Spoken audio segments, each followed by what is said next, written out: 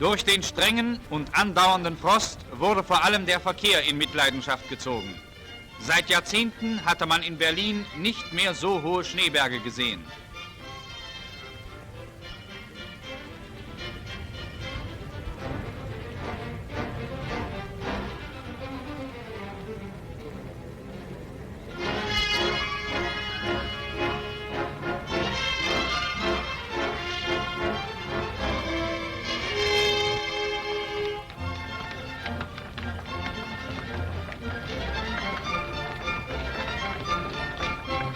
Zur Unterstützung der städtischen Reinigungskolonnen wurden die Hausgemeinschaften aufgerufen, Schnee und Eis zu beseitigen.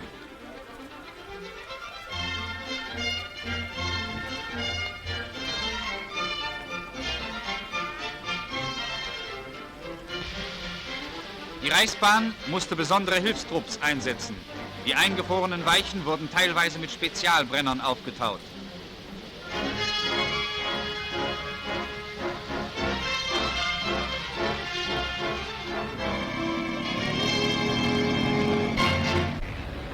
Fast jeder Tag bringt neue Übergriffe der englischen Piraten. In Venedig und Triest trafen deutsche Familien aus Deutsch-Ostafrika ein, die von den Engländern beraubt und vertrieben worden sind. Man ließ diesen Männern, Frauen und Kindern häufig nur 10 Minuten Zeit zum Kofferpacken, sodass sie im leichten Tropenanzug und ohne Vorbereitung auf den harten Winter ihre lange Reise antreten mussten. Italienische und deutsche Hilfsorganisationen nahmen sich in kameradschaftlicher Weise der Vertriebenen an, um sie vor allem mit wärmender Kleidung zu versorgen.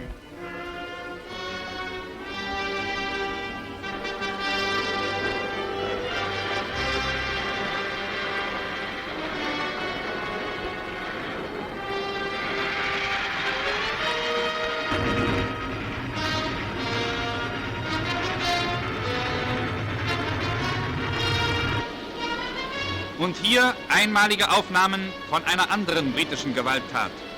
Ein neutraler Fahrgast nahm mit seiner Amateurkamera auf, wie der Dampfer Asama Maru dicht vor der japanischen Küste von einem britischen Kriegsschiff angehalten und untersucht wurde. Die englischen Freibeuter nahmen 21 deutsche Passagiere, die sich an Bord des japanischen Schiffes befanden, gefangen.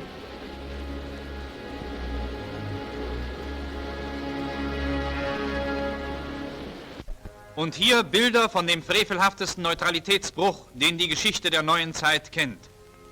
Der deutsche Dampfer Altmark wurde von dem englischen Zerstörer Cossack gegen jedes Völkerrecht mitten im Kjörsingfjord, tief in den norwegischen Gewässern, überfallen.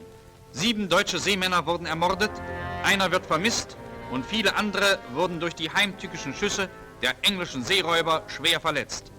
Ein Taucher untersucht die Schäden, die das Schiff erlitten hat.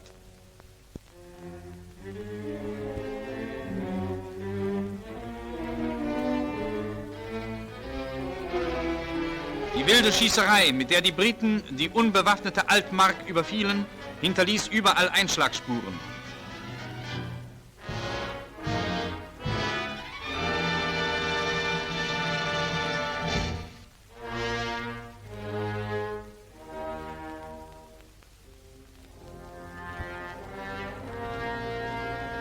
Die Norweger nahmen sich der verwundeten deutschen Seeleute sofort mit großer Hilfsbereitschaft an.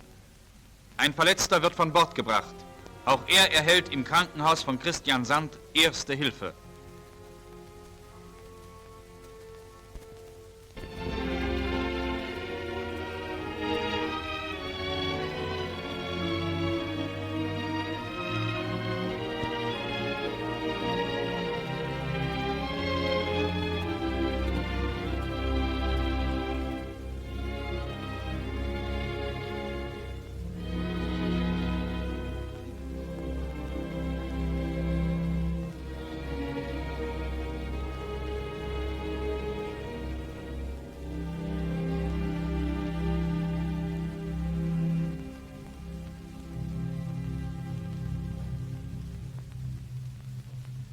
Flagge auf Halbmast.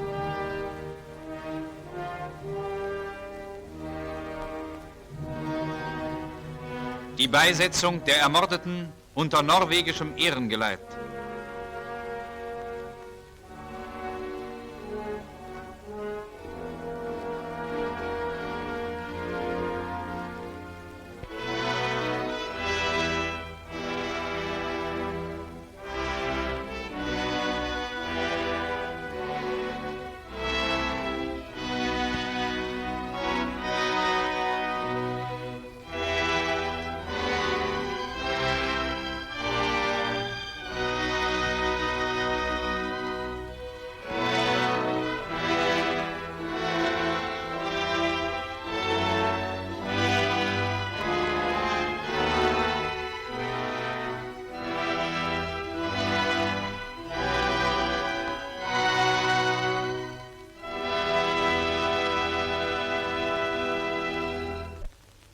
Ein starker Spähtrupp wird auf Vorbach angesetzt.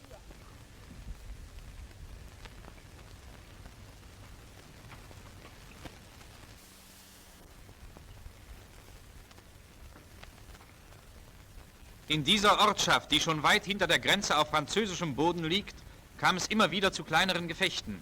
Von deutscher Seite wurde deshalb ein Vorstoß unternommen, um Vorbach endgültig vom Feinde zu säubern.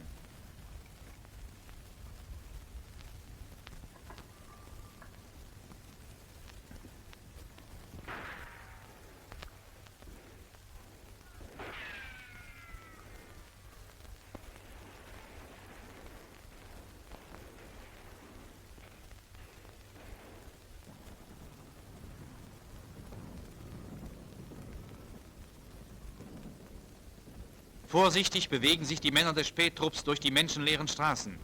Mit der Spitze ging auch der Kameramann, immer wieder Deckung suchend, um das Vorgehen seiner Kameraden im Film für das deutsche Volk festzuhalten.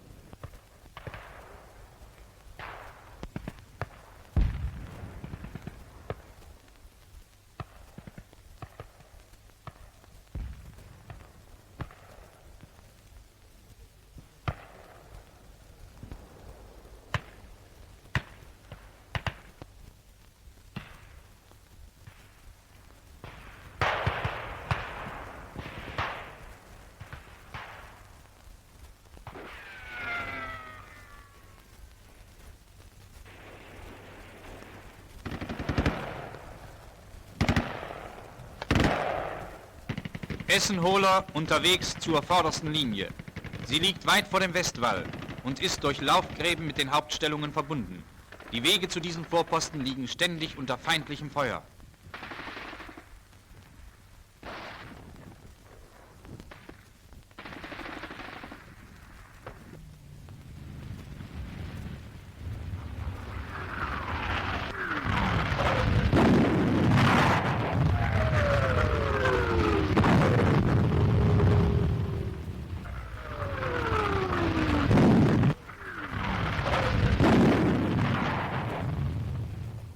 Nur unter Ausnutzung aller natürlichen und künstlichen Deckungen erreicht der Trupp die Kameraden im vordersten Graben.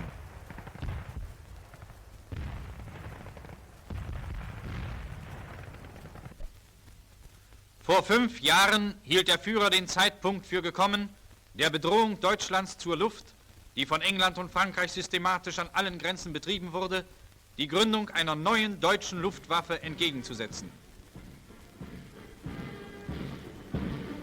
Unter Führung von Generalfeldmarschall Göring begann eine zielbewusste, fanatische Arbeit. In kürzester Zeit schon standen die ersten Staffeln startfertig auf den Flugplätzen.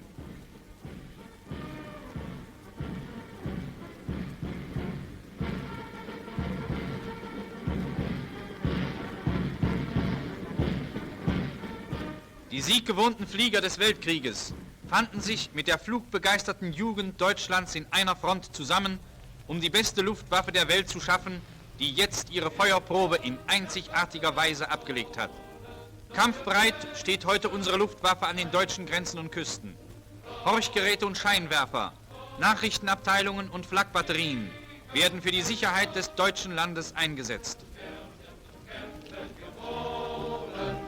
Aufgesteht Truppen und Land, klingt die Musik der Motoren, fühlen wir uns unverloren und furchtlos in jeder Kammer.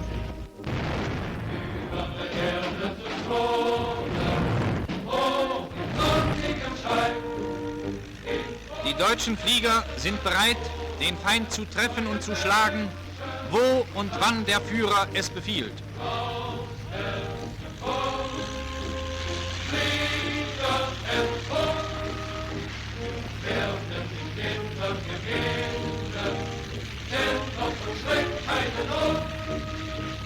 Leben vergehen und verreden, aber der Glaube wird jeden ist stärker als Mord und Tod. Über der Erde zu thronen, hoch goldigen Schein, in unverschlossenen Zonen, neue Menschen sein. Aus der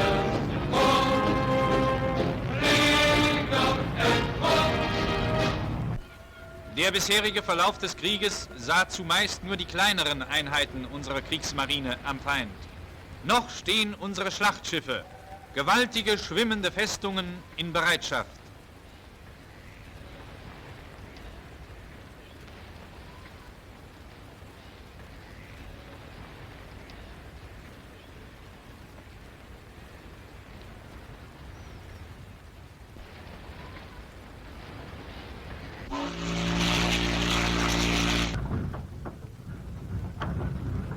Auch bei schwerem Eisgang wird diese starke Waffe in dauernder Übung stets scharf gehalten.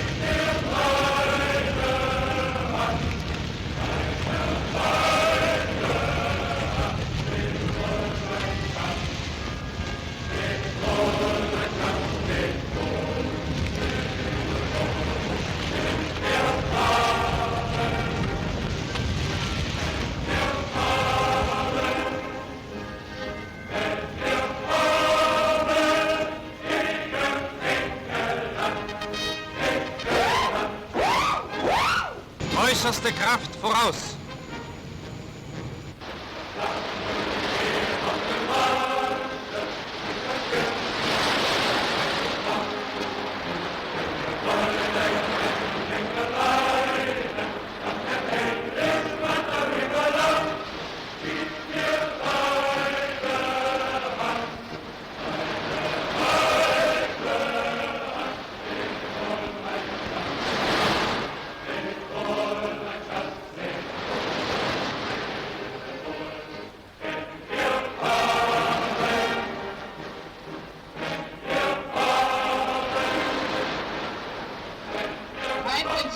Richtung 5 Grad.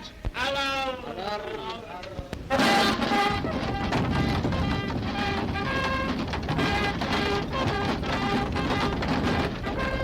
Entfernung 275, 100. Mit Wassersprenggranaten laden und sichern.